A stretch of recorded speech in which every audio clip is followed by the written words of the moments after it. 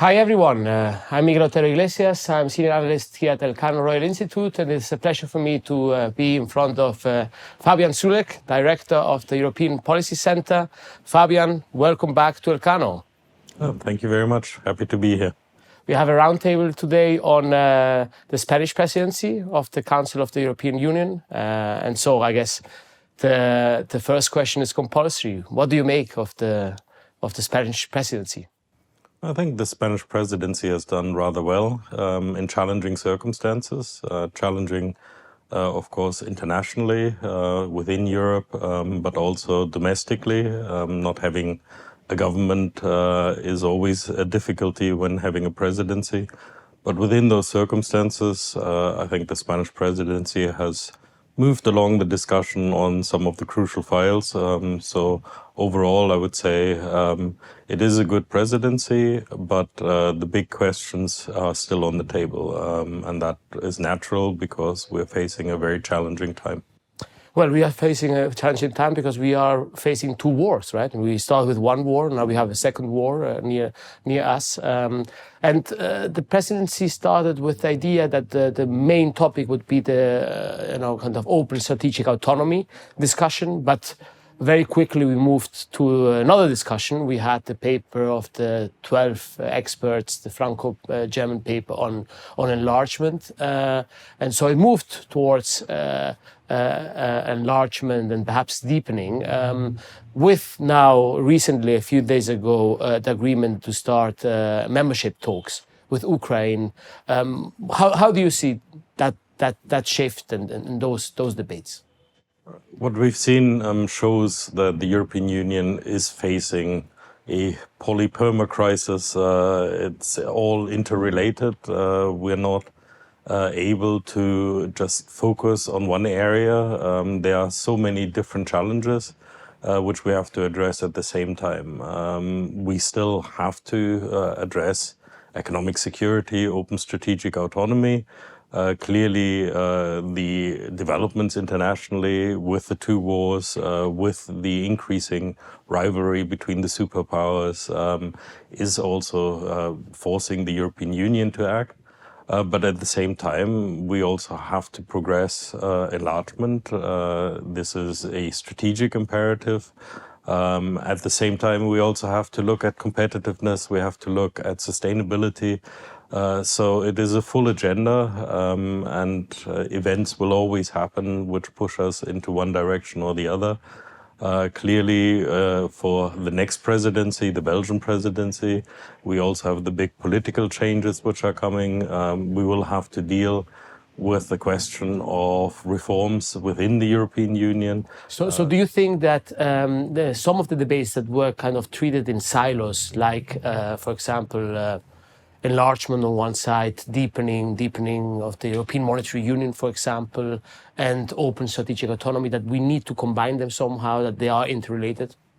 Definitely, and we have seen that it doesn't work if we try to treat issues in silos.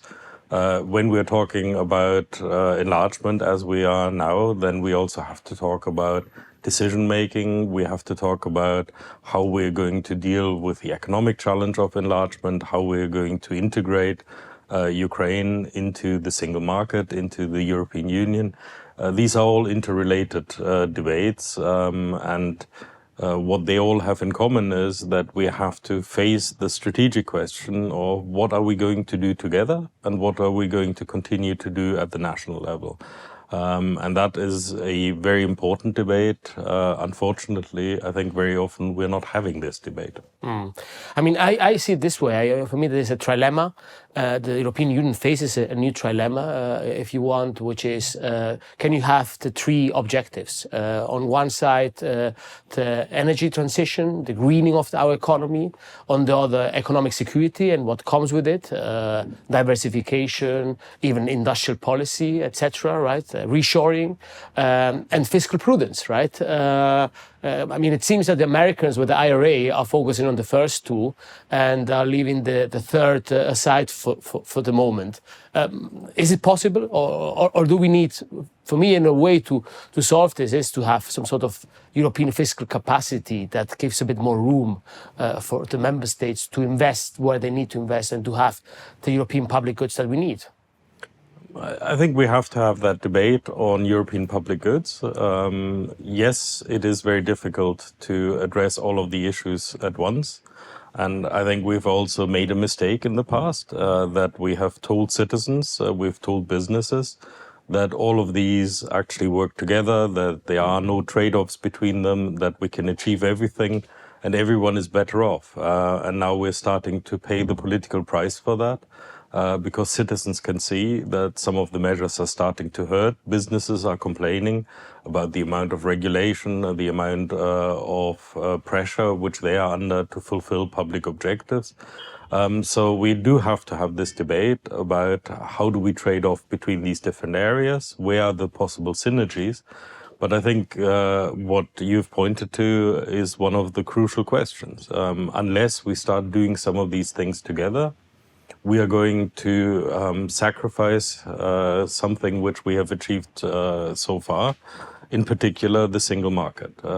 We cannot have a national industrial policy which intervenes to a very high degree, but at the same time have a functioning single market and have the transitions, including the sustainability one, but also the technological one, which we have to go through, the economic security one.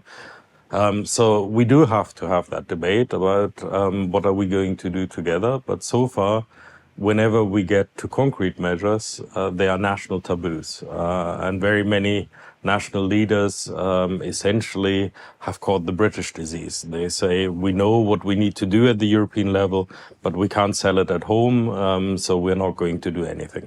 Yeah.